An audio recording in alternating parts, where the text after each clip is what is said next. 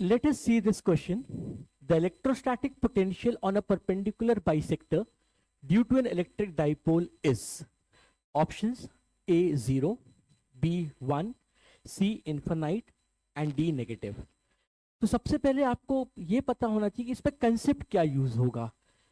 आप सभी को पता है जो पहला इंपॉर्टेंट कंसेप्ट जो इस पे यूज होगा दैट इज कि what is the potential V due to point charge.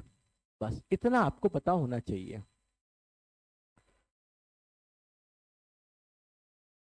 What is potential V due to a point charge, जो कि आपको फिलहाल पता भी है कि कोई पॉइंट चार्ज के कारण पोटेंशियल r दूरी पे k q by r units होगा। यस और नो, क्लियर है? तो अब हमको क्या करना है इसमें हमको क्या करना है, ध्यान से देखेंगे कि the electrostatic potential on a perpendicular bisector of an electric dipole. तो पहले हम एक इलेक्ट्रिक डाइपोल बना लेते हैं, ठीक है। तो जब हम एक इलेक्ट्रिक डाइपोल बना रहे हैं, मान लीजिए हमने एक इलेक्ट्रिक डाइपोल बनाया, ठीक है, this is minus Q, this is Q, और मान लीजिए इसकी लेंथ कितनी है 2L है, ओके, ताकि हम ये माने कि जो सेंटर से इसकी लेंथ होगी, मान लीजिए सेंटर है, सेंटर से इसकी जो लेंथ है वो कितनी है आपकी L और L है। यहां तक तो क्लियर हो गया होगा। माइनस क्यू प्लस क्यू एक डाइपोल बन गया है, लेंथ टोटल 2L है, सेंटर से लेंथ हमने L मान ली। परपेंडिकुलर बाइसेक्टर क्या होगा, ये भी आपको बड़ा क्लियर है कि सेंटर से आपने एक परपेंडिकुलर लाइन खींच दी which is passing to the center, a perpendicular which is passing to the center। यहां तक भी क्लियर है। अब क्या बोल रहा है वो, the electrostatic potential on the perpendicular bisector. तो अब इस परपेंडिकुलर बाइसेक्टर में आप कोई भी एक पॉइंट ले लीजिए, मान लीजिए आपने पॉइंट P ले लिया, यहां पे आपको नेट पोटेंशियल निकालना है, किसके कारण, डाइपोल के कारण।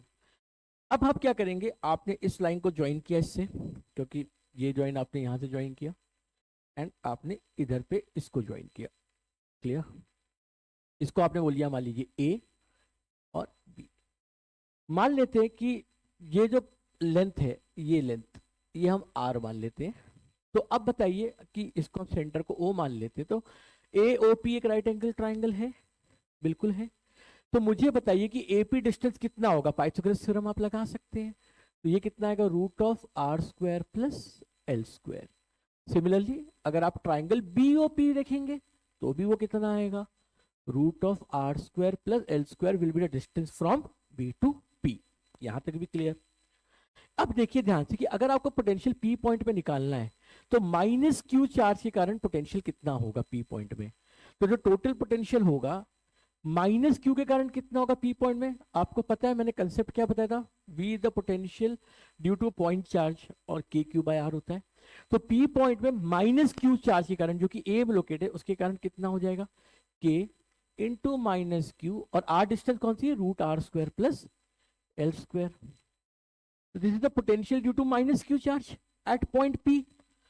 And what is the potential due to plus q charge at point p, k q upon distance root r square plus l square.